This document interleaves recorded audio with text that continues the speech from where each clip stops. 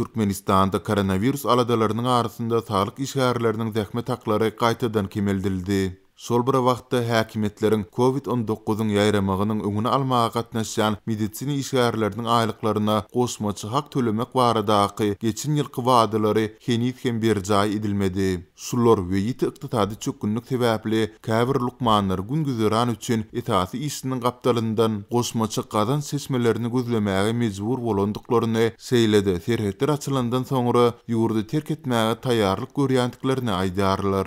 Lewapda sağlık işgärleriniň aprel aýynyň zähmet haklary gaýtadan 20% kem berildi. Ýatlatsak, ýurdun Gündoğur welaýatyndaky sağlyk pudugynyň işgärleriniň aýlyklary ilkinji gezek ýanwar we fevral aýlarynda adatdakysyndan has az berilipdi.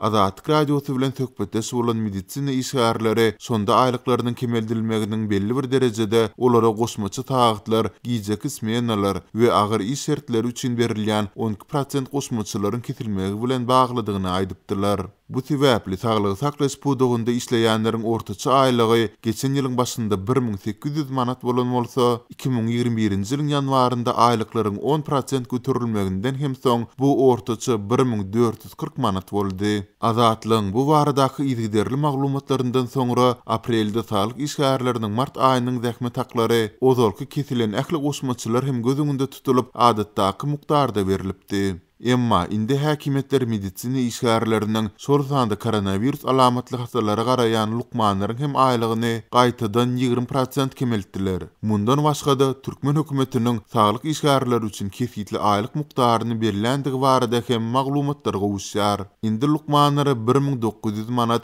sepagat uýularyna 1420 manat, arasaçylyk işgärlerine hem 1260 manat meçberinde aýlyk beriler. Indi medisini işgäriniň hastahananyň reanimasiýa laboratoriýa ýa-da beýleki bir bölüminde işleýändigine garalmaz. Ählikse deň kesitli aýlyk beriler diýip lewaply lukmanlaryň ençemesi 13-nji maýda habarçymyza gurrun berdi. Lukmanlar ýiti ykdysady çökünniň arasynda gün güzeran aýlamagyň onsuz hem agyrdygyny, aýlyklaryň kemeldilmegi we hemmeler üçin kesitli bir zähmet hakynyň bellenmegi bilen gün güzeran aýlamagyň maşgala eklemegiň has hem kynlaşjakdygyny aýdyp degişli ýol başçylaryna şikaýet etdiler.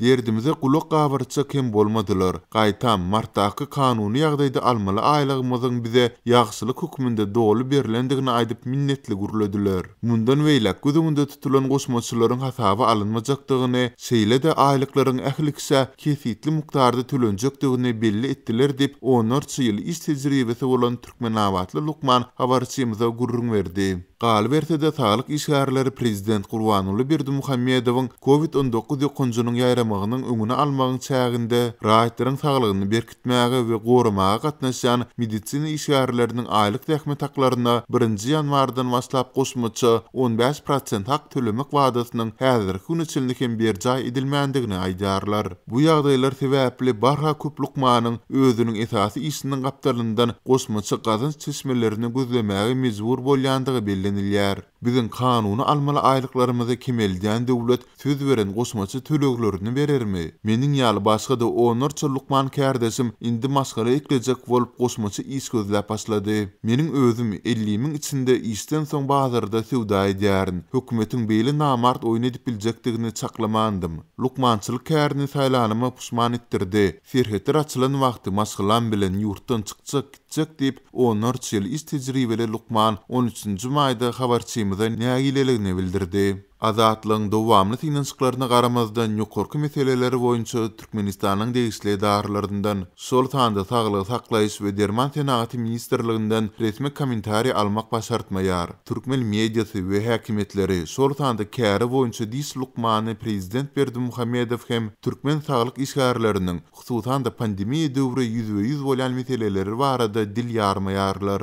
Soňky bir ýylda Türkmenistanda häkimetler tarapyndan resmi derejede boyun alınmayan COVID-19 keseliniň alamatlary bilen geçen hastalyk saglyk işgärlerini uly agram saldy. Keselhanalar hastalaryň akymyna döz gelip bilmedi. Lukmanlar agyr şertlerde işledi. Munyň üstesine de karantin zoluklarynda goşmaçy işlemäge mejbur boldy. Lukmanlaryň arasynda keselçilik artdy we ölüm ýagdaýlary boldy. Şol bir wagtda medisina işgärleri ýörüti giyimlerini, maskalary, illikleri öz hasabyna satyn almagy mejbur edildi.